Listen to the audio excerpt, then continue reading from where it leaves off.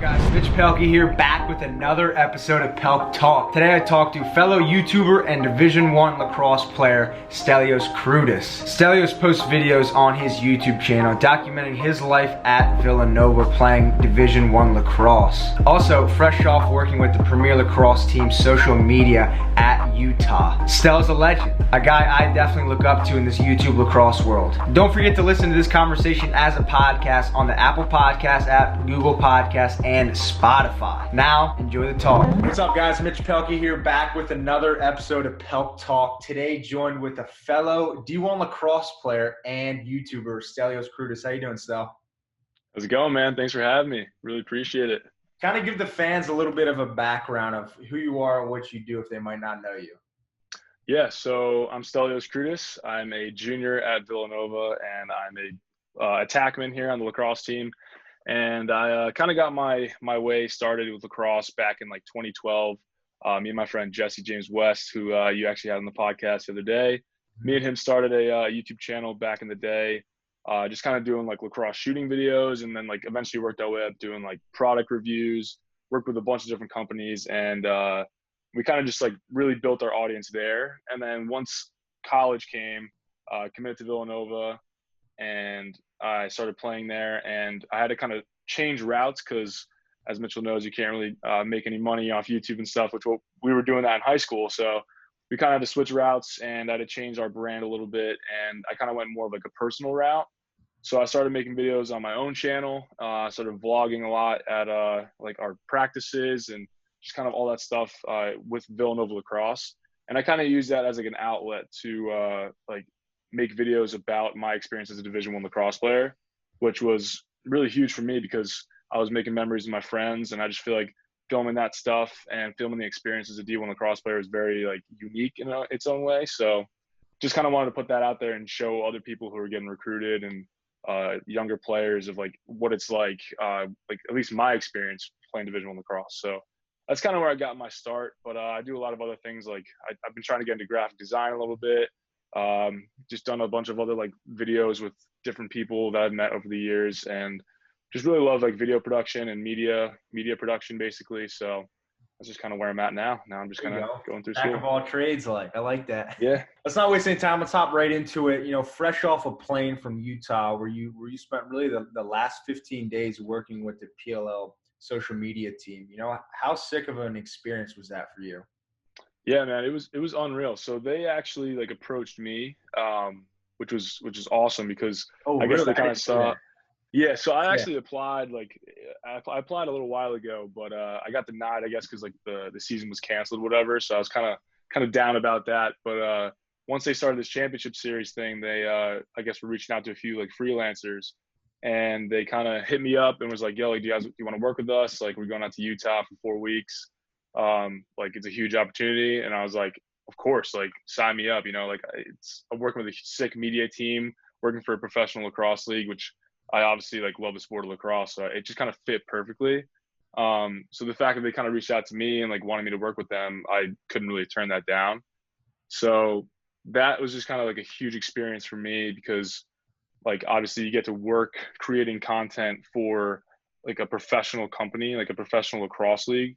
So that was just like a no-brainer for me. I really just like couldn't turn that down. And so it wasn't like an internship, it was like an actual job. Like everything was just kind of set out for me. It was a whole media team working together, so it was great.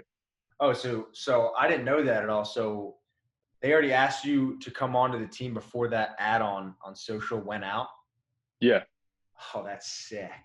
Yeah, I didn't know that. Cool. That's pretty cool. So kind of walk me through like what your role was on the media team. Yeah, so I kind of was doing a bunch of different things out there, but my main role was kind of a videographer and editor, but I was mostly an editor out there. So there was like a bunch of shooters out there who were like our main videographers, and they would be kind of filming everything that they possibly could. And then it was kind of me and a few other me and a few other media members who were editors. And so I was just pretty much waiting for these shooters to give me footage, and just so I can cut it up and put it onto social. Mm-hmm. So they would be filming all day, getting as much content as they could. And when they saw something that was worth putting online and putting on social media, they would kind of hand it off to me and the other editors, and we would just cut it up real quick and get it out there. How long did it take you to get a video out? Like 20 minutes? Yeah, it kind of depends on like what they were giving me. So sometimes I had like longer term projects on a day-to-day basis. I would be assigned like different projects every day basically. So some projects would take a little bit longer than others, but some I had to get out really quick. And then on game days, we would kind of have like 3 shooters on the field and then a few editors on the sideline basically. And they'd be filming the whole game. And then whenever a goal or something cool would happen, they would give us the card. We'd grab the footage, cut it up real quick, and put it online. So it was just an awesome experience seeing like the behind the scenes of how content was created for a professional league. That's sick. Did you kind of have to like queue up different music and sound effects? Yeah, so we kind of prepared all that the day before. I would just download a bunch of songs, pretty much get everything ready to go, get all my project files ready, and I would just be kind of ready to go on game day. And some days we'd have like 2 games. Some days we actually had a triple header one day, so I had to prepare a bunch of stuff beforehand. And then once the game started, it was just kind of like quick on your feet, getting edits out super fast, and it was just like kind of an adrenaline rush, but it was a dope experience for sure. What would you say is like the biggest thing you learned? Obviously, like being part of this media team, you know, your first kind of video like internship. What would you say is the biggest thing you learned? Number one was probably organization. Like you got to be very organized if you're doing stuff that fast and that like high end, basically. Like obviously we try to make as much quality content as we could. So the biggest thing was getting everything organized before you even start.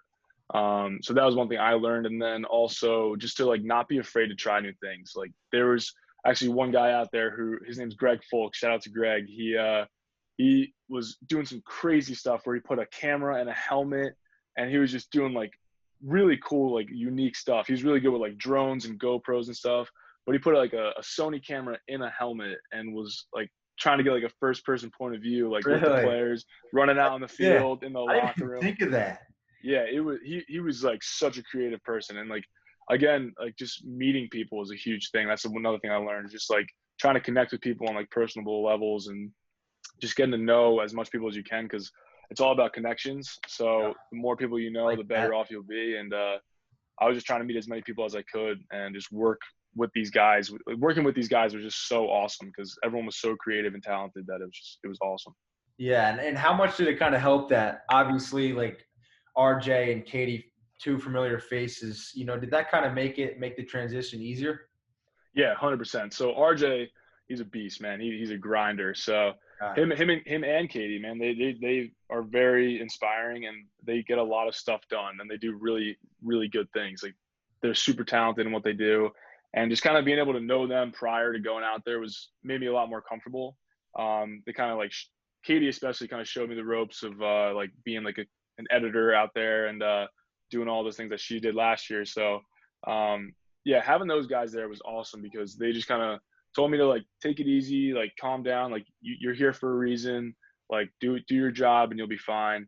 And it was also like a lot of fun. Like it was serious at times, but then it was also a lot of fun. So being able to work with them was just like it was a high energy environment and everyone was just super like pumped to go like at all times, and it was just a great environment to be in. That's awesome. You know, like you said earlier, you know, you're alongside and working with guys you looked up with, you know, looking at Miles Jones play, looking at Rob Pennell play, you know, who was the coolest person to see in action that you've always looked up to during your childhood?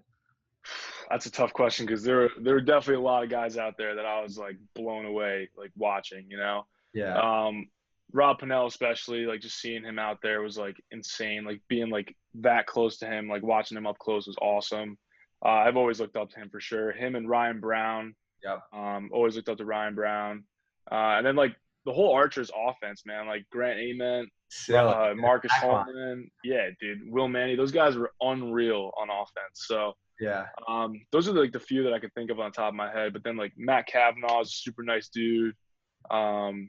Paul Rabel, obviously being around him, I was like, whoa, this is like nuts. Yeah. Like I've always looked up to him, you know, everyone looks up to him. So yeah, I mean, it was just awesome. Like, and there's a bunch of people that I've never like got to talk to before. So being able to like talk to these pro players like up close is just like a really cool experience. So yeah, That's sick. And I remember when the ad first came out, like on social, I saw it on Instagram. I clicked on it and it was like qualifications, like know a bunch about lacrosse. Check. I got that. Yeah. I had to edit videos. I got that. And I was like, oh my God, I'm gonna get this. So I remember like Mhm. applying, you had to like send them an email and everything. I was like, oh my God, like I seriously think I'm gonna get this. I was like telling my mom, I was like, yeah, if I gotta go to Utah for a month, like don't even worry about it. And I remember not getting it. And I was just like, God, that stinks. But I mean, at the end of the day, like if I didn't get it, I'm glad you got it because I mean, it seemed like a sick experience, and you never know what the future looks like. Yeah, man. So I mean, I think that like, so I actually had the job before that even came out. Yeah. So, like when that came out, I was like, oh, I wonder who else is gonna get this. And I feel like, dude, you'd be like a perfect candidate to be honest. So, I know, I but mean, hey, if it didn't happen this year, it may happen next year. It yeah, all depends on what you want, man. So it's all fingers good. crossed. Yeah. Hmm. But now let's kind of hop into some lax talk. So growing up in Jersey, playing lacrosse, when did you kind of realize you could play at the Division I level? So it actually all happened pretty fast for me. I remember being like seventh, eighth grade, just like I actually started in sixth grade, so I started pretty late. But What? yeah, I started Really? in like I started in sixth grade. What did you play before Um, that? Soccer and baseball. So I was a Really? big soccer guy, and then I had like a huge baseball phase from like fourth to fifth grade, and then summer going into sixth grade, I like went to like a summer camp like for like lacrosse, and I just like loved it. And I won like the Wow. fastest shot contest there, and I was like so amped, like it was nuts. Like my first year playing, it was sick. So yeah, I started in like sixth grade, played on a few club teams, and then like once like eighth grade came around, like eighth grade to freshman year of high school, I was like really starting to take it seriously. And like like my club coaches were like, you should start like reaching out to coaches. And I was like, I'm in eighth grade, like I don't know how to do this stuff, like so. I had a lot of help from my club coaches and stuff, like reaching out to coaches, and that was when like early recruiting was a huge thing. So like kids were like committing so early, like in like literally like eighth grade, freshman year of high school. So that's kind of like the wave I like wanted to be on. So I was like, all right, I'm going to work hard, try to like reach out to these coaches and just like see where I might fit in. So I took a few trips out to like prospect days. Looked at Villanova obviously, and that was kind of like the main thing was like going to a prospect day. They kind of saw me there, and then I kind of talked with them further. A few other schools did the same thing, and then I guess we just like kind of clicked at that time, and they gave me an offer, and I accepted it. So I committed like freshman year of high school, Yeah. and I was just kind of like working my way through high school. Yeah. So kind of the same boat as me. Are you kind of glad the recruiting rules changed? Yes and no. I mean, for me, I was like very grateful that that happened so early because it allowed me to kind of like settle down a little bit and focus more on other things like school, and like just like having fun with my friends basically instead of like spending my whole summer going to like prospect days and camps and all that kind of stuff. So I was happy it turned out that way for me, but I think at the same time, a lot of people have had trouble with the early recruiting because they kind of pick a school so early and then they end up like senior year of high school, like transferring somewhere else or like, you know what I mean? So I think it kind of depends on who you are and like if you're like mature enough to like know what you want at that age. But I am kind of glad it changed because it gives people more time to experience Yeah. like high school and all that kind of stuff. And then they can kind of worry about it when they're more mature and they kind of know what they want like junior, Yeah. senior year. So, I mean, I was glad it worked out that way for me, but I think it is kind of smart that they changed the rules for sure. Yeah. No, I can just remember like that summer going into freshman year, just so much pressure, like every Yeah. weekend in June and July, it's just tournament after Hmm. tournament. And then you got like 30 coaches on the sideline. And it's just like, Yeah. oh, you missed the pass. You're not going to play in college. So Yeah. I think it's Definitely. good in that way. Like no 14-year-old needs that sort of pressure Exactly. I agree. so early in your life. And like you said too, it's like, it's not good for people that bloom late. Like, so if you hit your peak around sophomore year, you weren't getting recruited because all the Yeah. top recruits were already taken. Already taken. Yeah. And I think now, like you said too, it's like right around that junior year, people really know where they want to go to school. Yeah. And especially in early recruiting, like there was a lot of decommits because people were so young. So at the 100%. end of the day, I think it's good. But at the end of the day, I think it's cool that like Yeah. when you commit as a freshman, you're like, Yeah. you already know where you're going to school and everything. So it's cool in Yeah. that aspect, but altogether, I think it's good that it changed. Yeah, for sure. But for the recruiting process for you, you said you talked to other schools. What other schools were kind of interested in you? So there weren't that many, to be honest. I think for me, my top three were Rutgers, Loyola, Lafayette, and then Villanova. So I kind of went to those prospect days at those schools. Was really trying to like connect with those coaches and contact them like as much as possible. But for me, like I went to a bunch of tournaments and stuff as well. Didn't really get looked at too much. I think the prospect days helped a lot for me because you got like right in front of the coach. Like they get to kind of work with you and see how you play, and like they can kind of coach you up a little bit while you're there. So that was like the biggest tool for me was just to go to like a prospect day and be like right in front of the coach and like have them see you play like right there. Yeah. So once I kind of went to these prospect days, I started getting like a few like offers and stuff. So that's kind of how it worked out for me. It wasn't like it was a very quick process. It almost happened like over the course of like 2 months where I was just getting like a few offers in a row, and like I had like a certain amount of time to make a decision. So I was like kind of like trying to figure out what exactly I wanted. Obviously like my parents were a huge help, like figuring all that stuff out. But yeah, I mean, it was just kind of all prospect days for me. I pretty much just used those as like my advantage and try to play really well there and just get in contact with the coaches there. Yeah. What was the kind of the deciding factor to go to Villanova, and like what were the other factors that you didn't want to go to those other schools? Yeah, I mean, obviously I visited all those schools, and for me, Villanova, like the first thing when I stepped on campus for the first time, I like could see myself going there for 4 years.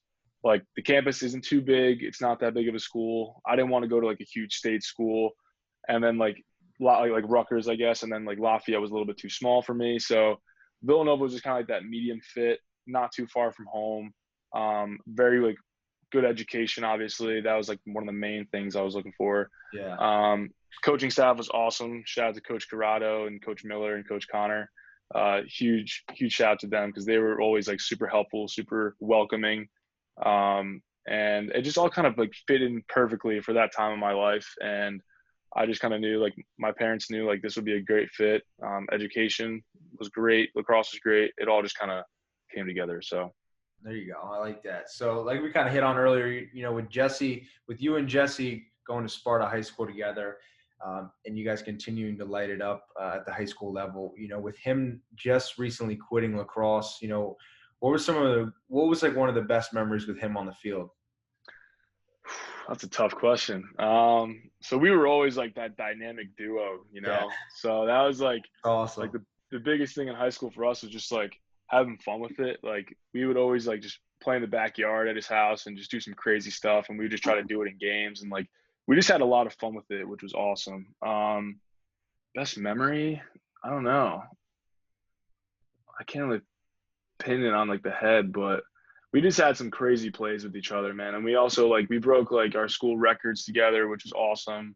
He has like the most points, I had the most goals. So like we kind of like worked with each other to get to those points, which was awesome. And he's just always been like a huge motivator for me, man. He's a grinder. Obviously, all the stuff he's doing now, even though it's not like lacrosse related, he's just a huge inspiration for me. And I think when we work together, we do some pretty great things. So we just always try to like stay on the same page with things and really communicate. We have a really strong relationship. So yeah, look, high school lacrosse, we always miss it. We always talk about it, but now we're kind of moved on. So never close that yearbook. Yeah, exactly. So stepping foot on campus at Villanova that freshman year, did it kind of feel like home from the start? Yeah, I mean, I didn't really know anyone who was coming here. I was kind of the only kid from my high school coming here, in my grade. So it's not like I had like a bunch of other friends coming here. So I was like a lone wolf. But as you know, obviously the lacrosse team is like a brotherhood. So as soon as you get on campus, bro, all the seniors, all the like the upperclassmen just kind of welcome you with open arms. And it was just an unreal experience, like being here, being at like such a high level playing lacrosse, and then also like high level education. Like obviously I was a little nervous, but everyone around me on the team especially just made me feel way more comfortable being here. Ton of great guys in the team. All the seniors were just like huge leaders at the time, and I made it a lot easier, especially like me, I was trying to do the whole YouTube thing, and I was trying to carry around a camera like as a freshman. Everyone's like, "What the heck is this kid doing?" Yeah. I'm like, I just did. They made it like more comfortable for me. Obviously, it was a little awkward at first, but Yeah. they kind of caught on and started to enjoy it a little bit. So they definitely made the experience easier. That's funny. It was definitely the same feelings last year for me. Hmm. Yeah, you So that, definitely know. yeah. So that fall of your sophomore year, you tear your ACL. So how hard was that for you?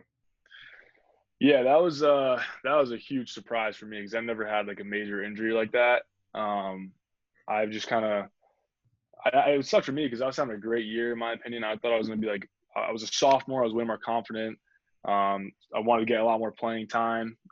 So I was really grinding that summer going into sophomore year, and then once that happened in the fall, like pretty early on, it was definitely like devastating. But I mean, everything happens for a reason, you know. So it obviously was a tough time. Like getting injured sucks, and like being out like the whole year was brutal. But um, like I said, as long as I was around the guys, you know, I was happy. They were huge support for me. So just having the guys on the team to like kind of lift me up during that time was huge. And it was obviously a tough grind coming back. I'm still kind of coming back because our team was just kind of like cut off at the end of the season. So I had to kind of go home and like do physical therapy at home and stuff. And then Corona hit. So that kind of set me back a little bit. So I've just been trying to like work my way back now, but it's feeling a lot better now. So hopefully this season we'll kind of get things started eventually in the spring and can hopefully get a season in. There you go. So mentally, how did you kind of deal with it? I mean, I just try to talk to people as much as possible. Like just have my friends around me at all times, just kind of help me through it. Um, I'm not really great with my emotions. I try not to like talk too much about like how I'm feeling, but when that happened, I kind of realized that it's important to like talk about how you're feeling. So I was just trying to do that with as many people as I could, just try to focus on other things that made me happy, but then at the same time, like really work hard and grind to come back, you know. And it was very motivating for me because like when you get set back that far, like it's not going to just be handed to you to go back to where you were. Like you got to come back harder and stronger. So it was just motivating for me to kind of work hard at it, go to PT as much as possible, really grind and just try to get back to 100%. So it was a tough experience. Obviously, I'm still kind of going through it a little bit, but it all kind of worked out. So Yeah. So you kind of hit on it there, but what was PT like during COVID? yeah, I mean, it was tough because I was working so closely with our trainers here. And once our season got canceled, it was just kind of like, all right, now I got to figure out a whole new plan, what to do. So I was still kind of working with them remotely, but I had to find a place at home and everywhere was kind of closed. So I was trying to do stuff at home on my own. I don't have like a home gym or anything, and there was no gyms open. So I was just kind of doing like body weight stuff at home, like whatever I really could. And that went on for like at least like a month and a half. I was just like kind of sitting at home doing body weight workouts, and I'm just like my knee still hurts, like you know what I mean. So it's like I had it it. was just kind of brutal, yeah. Yeah. But eventually once things started opening up a bit, I went back to PT, like near me and my house, and I started feeling a lot better. Started running a lot more, kind of getting back into the swing of things. Started shooting a lot, and There you I go. mean, it feels a lot better now. So, I mean, and then when I went to Utah, I kind of set me back a little bit because I had like 4 weeks out there. I couldn't really work out too much. But Yeah. now that I'm here, I'm going to try to get back into a solid routine and try to get back in the swing of things. There you go. So are you kind of like close to 100%? Yeah, I would say I'm pretty much like close to that point. I still got some stuff to work on as far as like agility stuff. So I just got to work with like our trainers with that coming up this week. But overall, I think I'm feeling a lot better. Just got to get my legs stronger and should be pretty good to go. There you go. Well, sweet. Well, now let's hop into some YouTube talk. I know you kind of hit on it in the beginning, but how did you kind of get into the whole YouTube game? Yeah, so like I said earlier, me and my buddy started a channel back in the day. But once I kind of got to college, I knew I wanted to build my brand a little bit more like personally. So it's obviously tough, like kind of making a name for yourself when you start with like not a lot of subscribers, you know? So I was just trying to make videos that I enjoyed making, but that I also like thought other people would enjoy. So like I said before, it's kind of like diving into that behind the scenes aspect of like what it's like being a D1 athlete, because there wasn't really a lot of that for men's lacrosse at the time. I know like Katie was doing it a little bit. And then it was just like me and Jesse basically. And then now you kind of are hopping into that too, which is dope. Yeah. But there wasn't really much of that at the time. So I was just trying to show like what it's like being a freshman at like a university playing lacrosse at like a good school, you know? So I just kind of made videos of like my day-to-day life basically and just showed like the raw behind the scenes of what it's like. And a lot of those videos, like our game day vlog, started to blow up a bit. And then Yeah. I made like a day in the life that blew up. So the numbers kind of started rolling in, but I just still try to focus on like making fun videos that like people enjoyed watching and just like kind of like educating in a way, like Yeah. younger kids of like how like to What like goes on? Yeah. prepare. Yeah, just kind of what goes on. Because when I was that age, I had no idea like what college lacrosse was like. Like Yeah. obviously, it's like you got to work out every day. You got to like practice every day. It's like there's a whole bunch of things that kind of go into it that I didn't know about. Yeah. So I just kind of wanted to show other people what it was like, and people enjoyed it. So Yeah. cool. No, I think you're definitely a guy that when I'm making some sort of content about lacrosse, about Ohio State, is someone I definitely look up to and try to emulate my videos. So I appreciate that. Yeah, I appreciate that, man. That's awesome. So attending Villanova and obviously keeping that YouTube channel going, were you nervous to film around like the upperclassmen that first year as an incoming freshman? Yeah, 100%. It was definitely so like awkward, dude. Like, cause I you're know like, it's oh, so that awkward. little freshman YouTuber kid walking around with a GoPro, just trying to like. They're like, what the heck are you doing, man? Yeah. So it was definitely like an adjustment when like I first came in, but once they kind of started like seeing the videos that I was making and they started to really like enjoy it, and they like every week they were like, yo, like when's the next video coming out? Like, you know what I mean? So they all started to catch on to it, which was awesome. And yeah, it was definitely super awkward at first, but like I'm sure you went through the same thing, dude. It's probably a little Yeah. weird at first, and then you kind of get comfortable with it, and it Comfortable gets a with you lot guys. easier. Yeah. No, I can remember last year. So I kind of started off my college career going on that Portugal trip.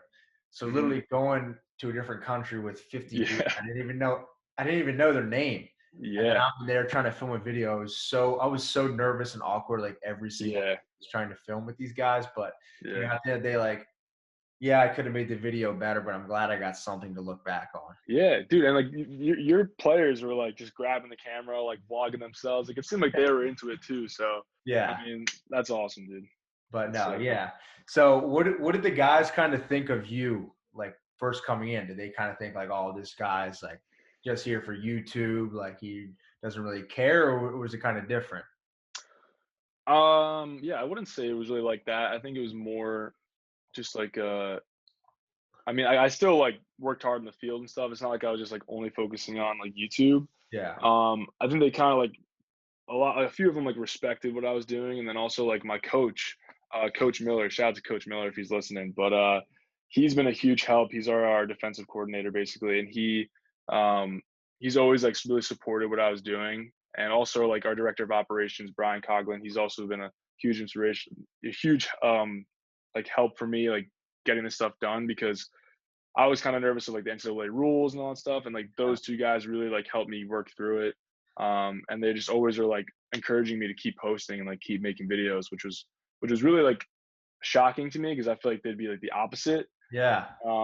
So I mean, but they kind of trusted me and they knew what I would be doing wouldn't really like give the name like the school a bad rap, you know. And Yeah. like I think a lot of the videos I was making was kind of putting the school in good light. So they really encouraged me, which was really awesome, and they were just kind of a huge help. So coming in that freshman year, what did your head coach kind of think of the whole YouTube channel?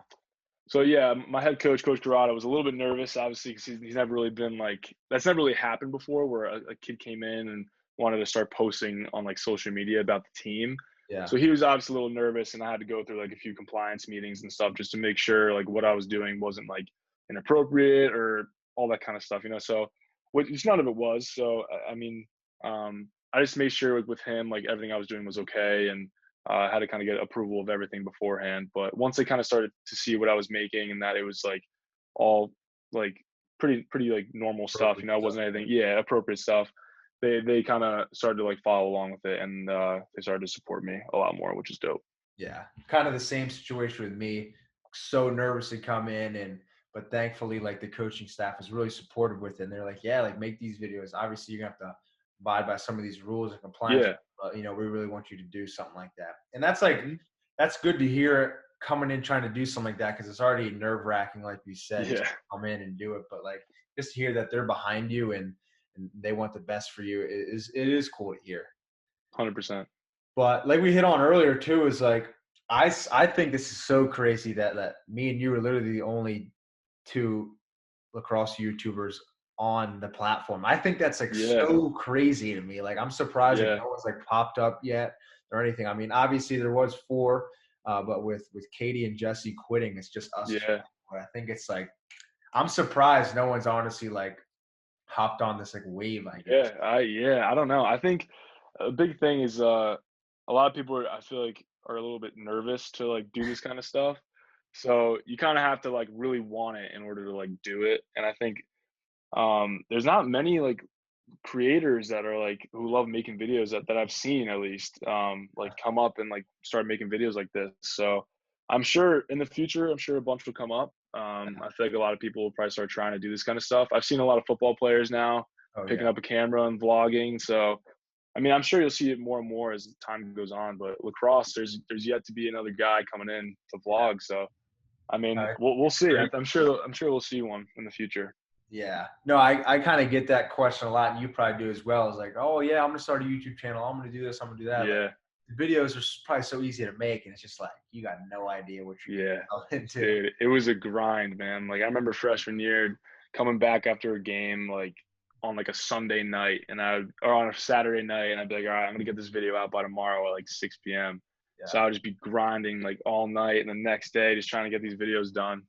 And it was tough, man. And piling that on top of lacrosse and school and practice, it's like training. It was a grind, but you kind of get into the rhythm of it, so Yeah. it works its way Not out. too bad. But from a compliance side, you kind of hit on it. But do you have to follow any rules before you post your videos? At first a little bit, but now they kind of, like I said, they trust me a little bit, and they know like, and like I know the rules basically. I went over all the rules with like our compliance guys. Um, but yeah, I mean, I just try to make everything like lighthearted and pretty like self-explanatory of like keeping things like PG. You know what I mean? Like, there's nothing like crazy that goes on anyway. But um, yeah, I mean, I kind of learned right off the bat like what I could and couldn't post. So I've just kind of been going with those rules for the past 2 years, and I think it's been working pretty well. I haven't really run into any issues, so I'm just gonna kind of keep going with that. And then I always try to check in once in a while and like talk to my coaches a little bit, talk to compliance about it. But yeah, everything's been pretty good so far. So I think I've kind of like gained the trust a little bit of them, and they know I won't really post anything bad. So Yeah. So, obviously this is a big topic nowadays and will go into effect in fall 2021. But do you think college athletes should be able to make money on YouTube? yes, I think so. Not to be biased or anything, but I don't think student athletes should be paid just for playing. I think that student athletes should be able to make money off their name and image because like we said, like it's not like we're not doing any work. Like we're like literally working hard to make like YouTube videos and like doing stuff that could potentially make us money. And I think like there's no reason why we shouldn't be able to do that. But yeah, I've thought about it a lot, and I think we do like kind of deserve to make some type of compensation for it. Yeah. Because it is like a lot of work. But like, what are your thoughts on that? No, I'm like right there with you. And it kind of, I feel like I kind of know more about it because I had my YouTube channel in high school when you kind of Hmm. started it in college, and I was making money in high school, and I wasn't making anything I could live off, but it was still like just some extra change in my pocket Yeah, so I could like go exactly. to Chipotle and get a bowl. But Hmm. I just think I'm right there with you. It just like stinks that, I don't think people realize like how much actual time like these videos take, Yeah. like, hours on hours. And then once again, Hmm. like you said, you add in lax, you add in school, you add in social life. It's just like, it's a lot. And at the end of the day, like we're not making any money now, and I would never stop making videos just because it's Hmm. really a passion of mine. But just having some extra cash in your pocket would help out like so much. Yeah, and I think like that's like for us like lacrosse YouTubers. Like imagine like a Clemson quarterback. You know what I Yeah, mean? Like he could make a lot of money, which is I think like what could kind of turn a few people off, because like he could just get like a brand deal from someone maybe Mhm. and can be paid like a lot of money, but we're here like grinding, making YouTube videos, you know?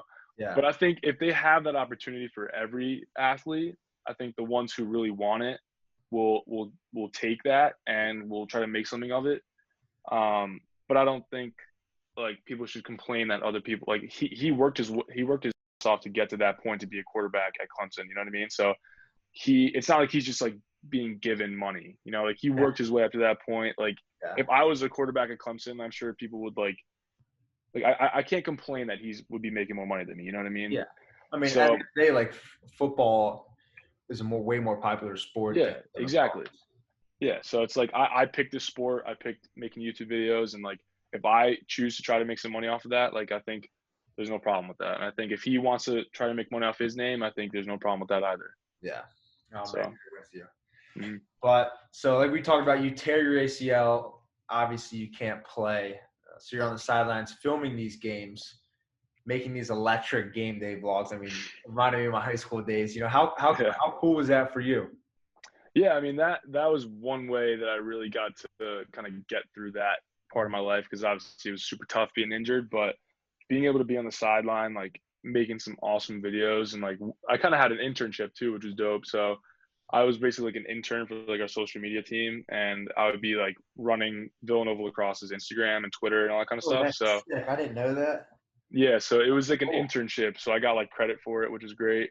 And yeah, every game I would just like I would like vlog the whole day leading up to the game, and then when it was game time, I would pop up my lens and my whole tripod set up, and I would just be filming the whole game, trying to get as much cool highlights as I could, and then post game I would try to chop up a few like game day highlights, and I'd make like stuff for the social media pages on Instagram and Twitter, and then I'd also make stuff for my YouTube channel. So it was kind of like a whole project that season, but unfortunately it got cut short because of coronavirus. But Yeah.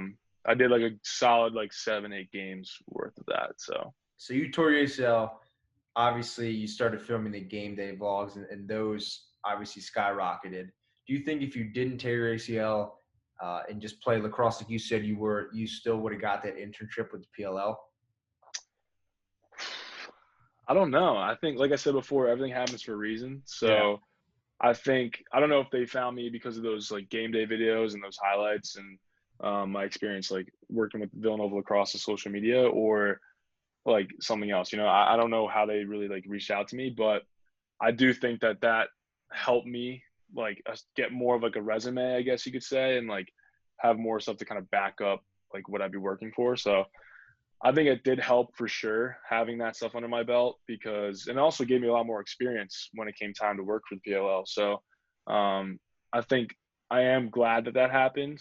I'm not glad that I tore my ACL, but I'm glad that came out of it. You know what I mean? Yeah. So yeah, I think that is a huge reason why I probably got the internship in the first place. Yeah. That job. So I was actually watching your old like dorm tour the other day, and this just came to mind. So like every time I'm watching your videos on your YouTube channel, two words come to mind: aesthetically pleasing. Do you know what that means? Because like every time I watch Yes. your videos, it's just like everything's so smooth. It just everything fits. The transition fits with the theme of the video. Mhm. The instrumental beat fits with it. Everything is just like so smooth, and it's like aesthetically like pleasing. I Is appreciate that that. something you Thank always you. kind of capture? Yeah, yeah. I actually, a lot of people like know me as like a very like artsy, like Mhm. minimalist guy. You know what I mean? So, Yes. Yes. so I mean, like I guess I can kind of fit into that category, and I try to make my videos like that. I just try to make them like as like high quality as I can, like as like professional looking as I can. Um, so I guess that's like a good way to say it, is like aesthetically pleasing. Like I try to make sure like everything like comes out the way I want it and comes out Yeah. good.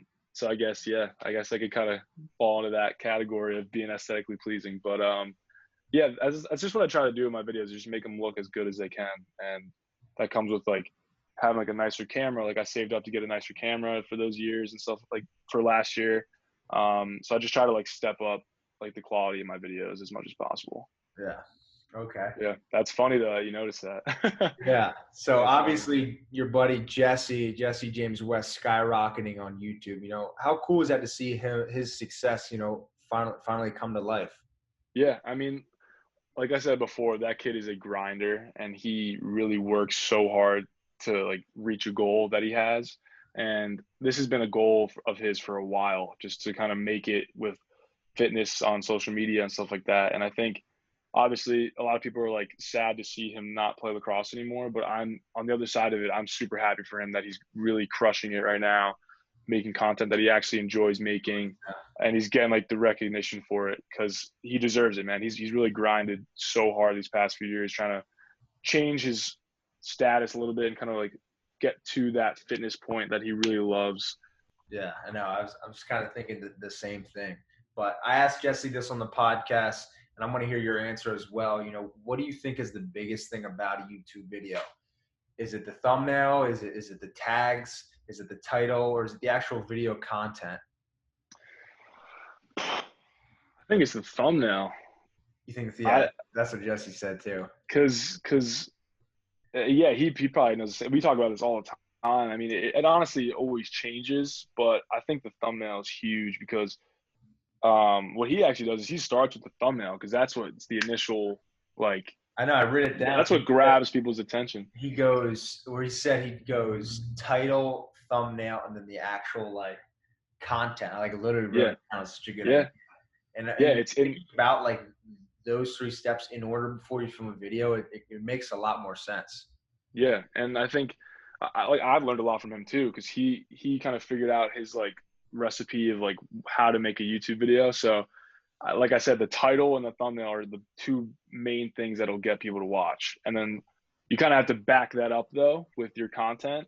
So like if you kind of have this like crazy like clickbaity thumbnail and then the video just sucks, it's like no one's going to really care. Yeah. So if you have like those great thumbnails that like catch people's eye and the title that catches people's eye, then the video has to kind of back it up. And I think he does a great job of doing that. So that's why people have like been following along, Yeah. And another question I got to ask, because I get this a ton, how do you balance school, lacrosse, YouTube, and like social life? Yeah. I mean, it's definitely not easy. And I think I do make some sacrifices to do that. Like whether it's not going out or it's not like hanging out with people or just kind of sitting in my dorm, like working hard, I think it all kind of balances itself out. I try to put effort into all those things equally, but there are times where I find myself like putting in more effort towards a video rather than homework. And I kind of like take a step back and be like, all right, like what's more important at this time, Yeah. So obviously I have like obligations with lacrosse, I have obligations with school, and YouTube's kind of like a side thing. To be completely honest with you, like it's not like it's not why I'm here, Yeah. So I just try to put effort into the things that like really matter, like school and lacrosse, but then you kind of have to like do stuff that you want to do at the same time, like I really enjoy making videos, so I'm going to put effort into that because that's what I enjoy. Yeah. And then you also like don't want to just sit at home all day like working on your YouTube videos. So you want to be able to go out and like enjoy time with your team and stuff. So it's like I don't know exactly how I like go about doing that and like splitting up the time, but I just try to like take a step back every once in a while and like figure out what is important at that time. Yeah. No, that's a smart way to do it. And that's like, for me, trying to balance it all, I have to have like a schedule. Cause if I don't, then like, but like you said too, it's you gotta like keep your priorities straight. Like you're here first off to get education. You're also on a lacrosse scholarship, and then YouTube should come last. I mean, if you keep your priorities in that order, I think for me it helps out a lot because like if I know I have an assignment to do, but also a video to do, like I got to do the assignment, like school, then lacrosse, then YouTube. And if I keep them in that order, then I'm fine. Exactly. I think once you kind of figure that out and you get into that like habit, it just makes it a lot easier moving forward because you get your stuff done and then you'll have time to work on YouTube and go out. You know what I mean? Yeah. So sweet. Well, let's hop into our last thing here, fan talk. I posted something on my Instagram story and they DM me questions. So let's get into it. I got some good ones here. Sweet. Cool. So emuchnick_3 asks, how did you remain focused during these past challenging months? Yeah, that's a good question. Like I said before, I kind of use my friends and the people around me, my family, just to kind of keep me in check on the days where I like really were struggling with like my injury or with school or with like lacrosse or anything. So, um, and then once like coronavirus hit, it kind of set me back a little bit more too. So I kind of just try to remain connected with the people that I'm close with and talk through like issues with them. And I also just kind of try to focus on like what was important to me. So like once like the PLL job came up, I was like, all right, it's time to like put my head down and grind for those four weeks that I'm out there. And I just tried to like do things that I enjoy, you know, like it's all like at the end of the day, like you just want to be happy. And like during these like tough times, it's not easy to be happy. So I just tried to do things and surround myself with people that made me happy. And I just try to focus on the things that I really care about. So that's kind of what helped me like stay focused, I guess. And I haven't posted in quite a little bit of time now on YouTube because I've just been having a lot of stuff going on and just trying to focus on like the PLL job and then some other things as well, and like coming back to school and stuff. So I have like a lot of stuff going on, but once I kind of figure that all out, I'm gonna get back into posting, and I'll have a lot of videos planned coming up soon. So Sweet. I think it's about being happy, man. You gotta balance things out. Like at the end of the day, like you're in control of like the videos you make, you're in control of the stuff you put out. So no one's like forcing you to do it. So I think if you need to take a break, take a break. Like freaking David Dobrik, dude, is just like hasn't posted on YouTube. So like Yeah. he kind of figured out like, all right, I need to take a break right now. And then he's kind of taking a break. And I think I kind of did that a little bit too during this time, but I think it all works out. And I think that's a big thing too, because when you kind of get down to the numbers wise, you're like, oh my God, like I know in your case, like 26,000 people are just waiting on a video. It's just hard like to focus. You're like, oh my God, I got to get a video, and then you always have the thought in your mind of like, what's next, what's next, what's next. Mm-hmm. So it can Yeah. trap you, and that's what I think too. Is like breaks are important, and I Yeah. get it on there, but I think you've really got to figure that out. Yeah, definitely. But next question from Abby Riley. This is for both of us. You know, what's your favorite kind of video to film? I love making like edits, dude. Like so like for my Instagram, I really enjoy making those like shooting edits and just like edits of like different players. I don't know why. I just always like love like really good like cinematography with like sports. So Yeah. I think like if you look on my Instagram, like I like making like shooting edits, and I made one recently for like a football player who's at Michigan now. And I just like making that kind of stuff because it's like you can get creative with it and it's a lot of fun, and it doesn't feel like you're like working. You're like, oh, I'm excited to like make this, you know.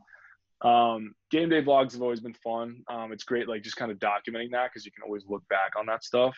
So I've always loved making like game day vlogs and like edit and like the highlight edits within the game day vlogs.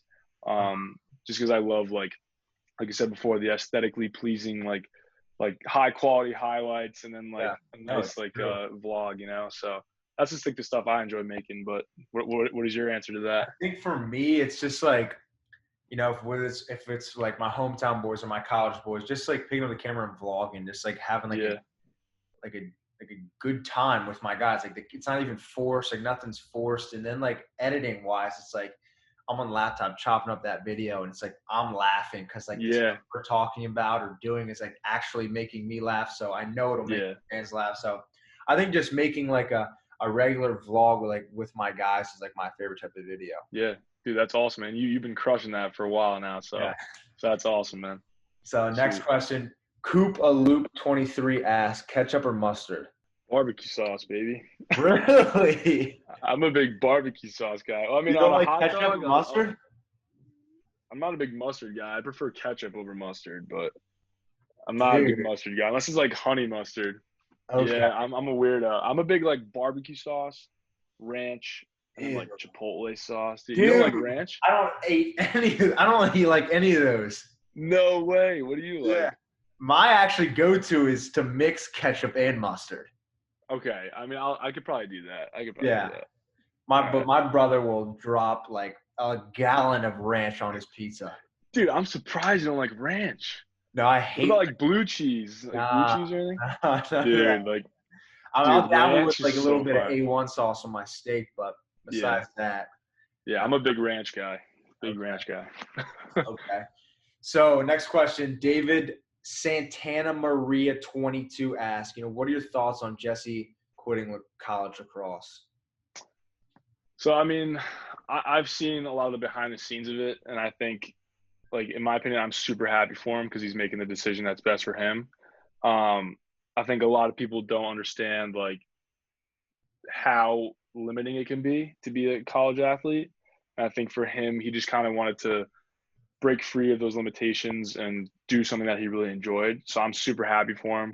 Obviously, like, it sucks that like he won't be making lacrosse content anymore, but I think there comes a point where it's time to move on a little bit, and I think he found his time to move on. And like I said, he's crushing it. So I really am super happy for him. Yeah. So part two to his question is, if your YouTube channel started to get that full time, would you quit lacrosse? I think that's a question that I would probably try to find the answer to when the time comes. I can't really give a solid answer to that now because I don't really know. But if at that time I felt that YouTube and like my channel was more important than school and lacrosse, then maybe I'd consider it. But I think right now I have a huge opportunity being here at this school, playing at this program. Like, I don't think I would really give that up just to go full time on YouTube. Yeah. Especially if I can't like make money off of YouTube, as an athlete. So I don't know. I think that's a tough question, but if I really felt like that was a decision I needed to make and I was very like comfortable doing that, then I probably would. But at this point, I don't think I'd be really doing that. Yeah. Sweet. So next question, Greg Larson asks, how do you schedule out your day?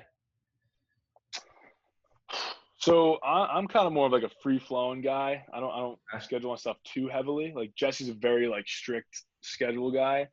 I'm more of like a free flowing person. So I normally just try to wake up like as early as I can. And now like with school, I get more into like a schedule with like classes and stuff. Yep. But I always need like a list like at the beginning of the day. So I try to like list out everything I need to do. If I have classes and stuff, I list out my classes that I have, like my priorities basically. And then whenever I find like a time for free time, I just try to do whatever I want to do at that time, whether it's like working on a project on my computer or hanging out with my friends. So I just try to like pinpoint like the priorities of my day, like in the morning. And I usually use like my phone or like an app on my phone or like a list on my notebook. And then I just kind of pinpoint the main priorities, and then I just kind of fill in the rest with what I want to do that day. Yeah. Sweet. But like, it's always like kind of changing. So Yeah. we'll see. Next question, Katie Dev 1 asks, what's it like having a YouTube channel and being a college athlete? Is that Kate Dever? Yeah. Yeah, she's a beast. Shout out to Katie. Yeah. We've talked a few times, but yeah, I mean, for me, it's tough because like you want to be able to do everything at once. Like, you want to be able to go out and enjoy time. You want to be able to like do really well in school. You want to be able to do well in the field, and you want your YouTube channel to do well. But I think, like we said before, it's all about prioritizing your time. And once you kind of figure out a rhythm of your classes, your schedule, and all that kind of stuff, then you'll find the time to do your YouTube channel. So I think for me, it wasn't too much of an issue because I was so passionate about making videos that I would find the time to do it. And I would find the time to like really work on those videos. So I think it's awesome. I think it's a huge opportunity. Like, if you're a college athlete and you have that platform to make videos and content that people want to see. So, I mean, and I know she has a channel too. So, I mean, it's an awesome experience being able to like showcase your talents and your passions to the public basically. So I think it's an awesome experience, and I think it's an awesome thing to have. So I really encourage like anyone who really wants to get into it to do it. Yeah. Because it's just a cool thing to have. Yeah. Sweet. Next question, Kyle McKenna asked, what do you do for fun besides filming?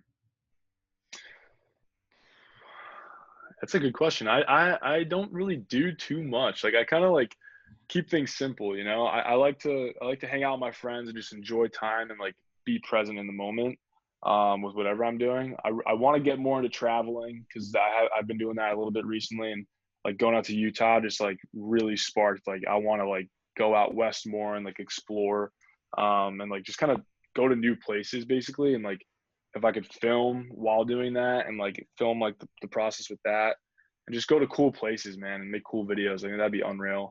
But yeah, my life right now is kind of surrounded by like making videos and like taking cool pictures and all that kind of stuff. And that's just like something I've always loved to do. Yeah. But I love music, dude. I love like I've always played drums my whole life. I'm starting to learn guitar a little bit. So Your pops is into the guitar, huh? yeah, my dad is he shreds, dude. Oh, yeah, I My know. I was doing my dad research, and shreds. I saw a couple of videos of him playing. That's pretty sick. Yeah. Yeah, it's awesome. So he loves playing guitar. That's kind of like why I'm so big into music. I just love listening to music, man. I love finding new music. I have a very like wide range of music genres that I listen to. So I just love music as a whole, and that's like one thing I want to try to get into is like just like learning more instruments and like get on that level. And my buddy that I'm living with, actually, his name's Brody.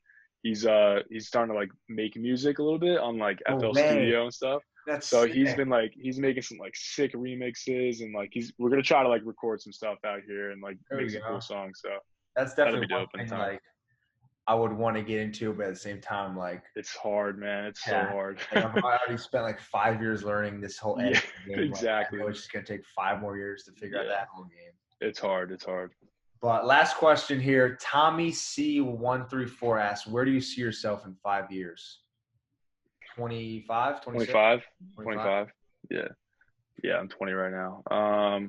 What I would want to be doing is working for like a cool like either startup company, like making content for them, or working with like a sports league and a sports team, making a bunch of content for them. So as long as I can be making content with like a cool team, or even having like my own business and making like content like with that, I just love like producing stuff and like creating things. And Yeah.